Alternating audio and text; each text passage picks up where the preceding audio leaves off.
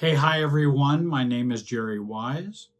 This video is about narcissistic parents and what tricks they use and what do they do to overstep your boundaries and not accept your boundaries. I've been working with folks for decades now, probably 45 years or more, to help folks get their family of origin out of them so that they can find and have a true self. So let's talk about ways that they will invalidate your boundaries. First is, number one, invalidation. And they will dismiss your feelings, your thoughts, your opinions, what you want. Even if you say, this is what I really want, it won't even be heard. It will just go right over their head. It will just go right past their ears. And in fact, those of you who grew up with narcissistic parents, you know when you talk sometimes, it's like talking to no one. They are not listening. And you might as well be talking to the wall because it's just going right over them. They don't care what you're saying. And that will help to invalidate your boundaries or what you want or what your choices are. Second of all, control. They want to be in control.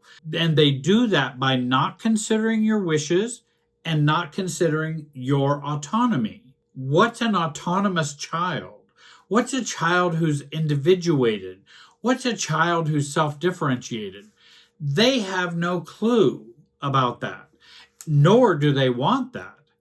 They want to continue to have excessive control over your decisions and your boundaries or lack thereof.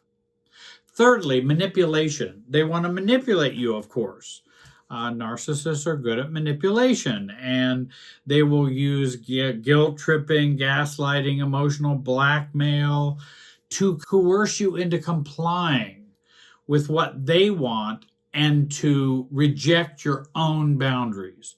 You have been programmed to reject your own boundaries. Those switches for having boundaries have been turned off when you were growing up with your family. If you want to learn how to turn them back on, if you want to learn how to have strong boundaries, I've got a program down below in the description called Road to Self. You won't regret it. Check out the testimonials. Do whatever you'd like to do, but you're going to watch it and then you're going to watch it again. And you're going to learn more and more. And probably some very important psychological truths that are hard to find these days. Take a look at that. And you will learn how you can begin to set internal and external boundaries.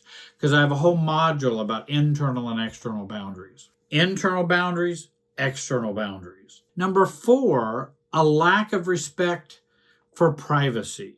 They will go snooping. They'll go through your personal belongings, reading your messages, eavesdropping on your conversations, disregarding your need for personal space and autonomy, and will even go private investigating out there to ask friends and other people who know about you to learn more about you and learn what's going on with you. They're not going to respect your privacy. They don't do that. They need as much information and intelligence gathering as they can, so they can use it to be in control and manipulate us. Fifthly, emotional abuse.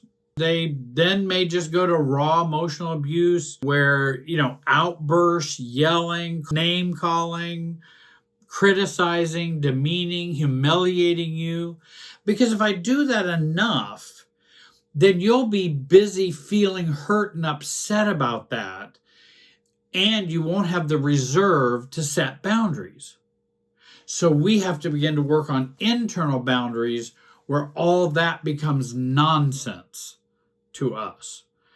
And there are ways that we can learn how to do that. Another, sixthly, enmeshment. And I talk about enmeshment all the time. And in narcissistic families, there's lots of enmeshment.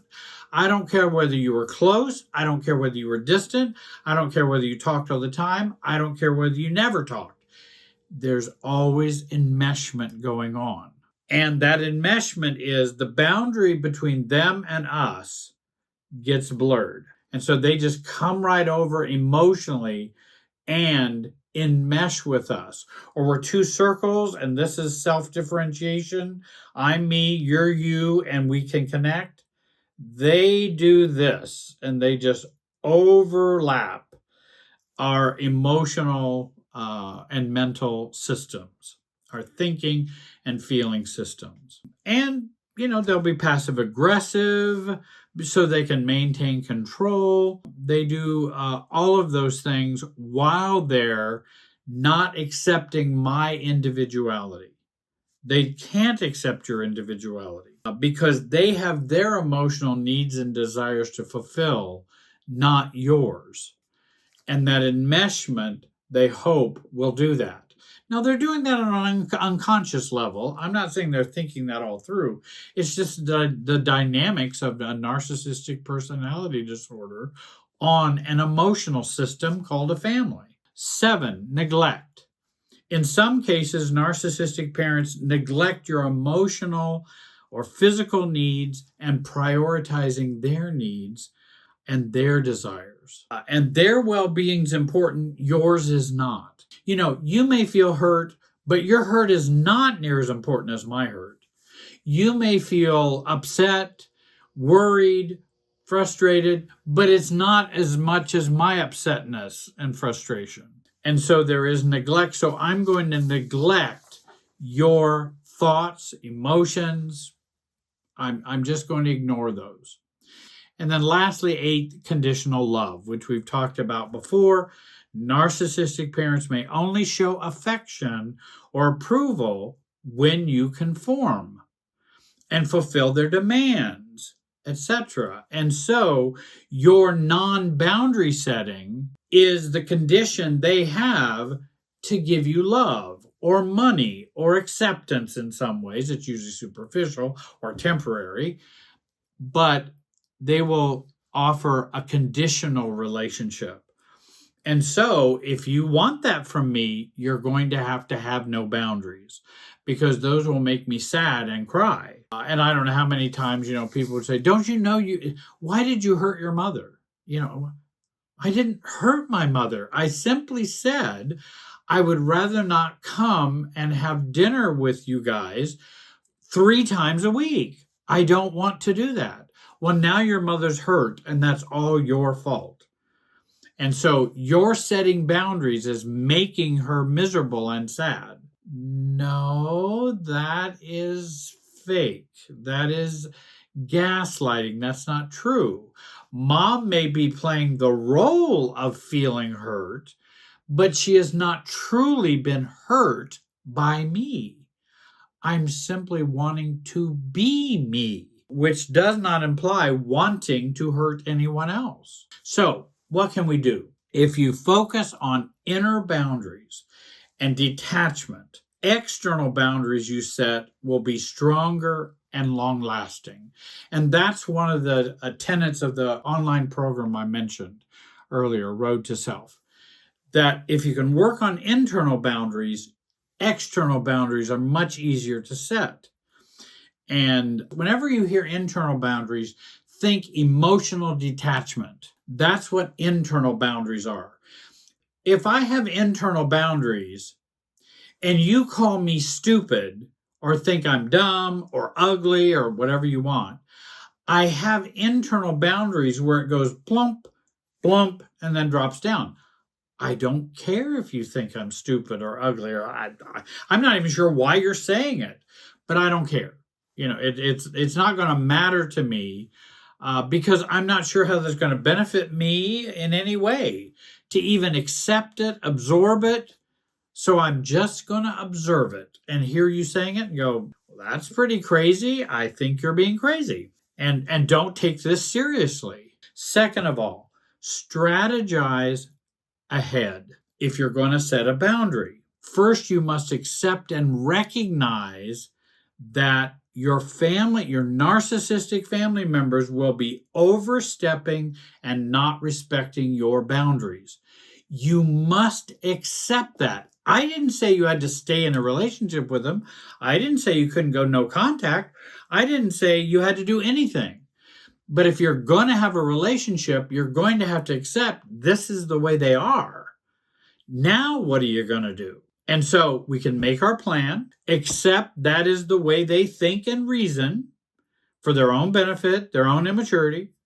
You don't think that way. Continue to remind yourself, I am not them and they are not me. I am not them and they are not me. For example, if my mom, and she'd always be worried about my haircut. Look, I don't even have any hair anymore. I don't know why my hair was an obsession. Hair and weight, that's always obsession.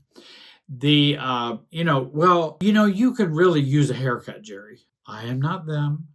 They are not me. I see, Mom. That's how you feel. And that's what you think. Amazing. What's for lunch? Because I'm not them and they're not me. She's assuming I should make that me when she says that. No, it's not me. I don't need a haircut right now. Or I've tried 6 different times to try to get a haircut and couldn't get in. But guess whose business that is? Mine, not hers. Don't argue. Don't defend.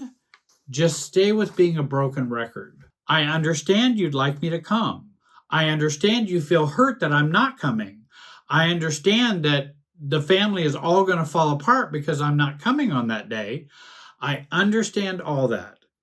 And it is my preference that we will not be coming. Yeah, but it is my preference that we will not be coming. Or, no, we won't be coming. I understand everything you're saying, but it doesn't change my boundary. Sometimes we just need to employ the word no. Now, again, to say no strongly requires some inner boundaries and inner boundaries and detachment to do that. Because if we're afraid of losing this relationship with our parent, which oftentimes whatever we fear is already happening, meaning, well, they'll abandon me. They abandoned you 35 years ago, and you're worried about them abandoning you? They've not been there. Why are you worried about abandonment from them? And I'm not being flippant. I understand the significance of that struggle and that battle, which I also had myself. I know how difficult that can be. But then I began to realize how, in some ways, ridiculous it is. It's my good old neurotic self and my super self of the family that I've been trained to think that way, that we need to employ the word no mom, no dad, no sis, no brother, no friend. Betty, no, that's not what I wish to do. Or that's not what I choose. There's a great book by Manuel Smith, When I Say No, I Feel Guilty. I think it's a great book that you might want to explore. Check out the online program below. Please subscribe. Please like this video.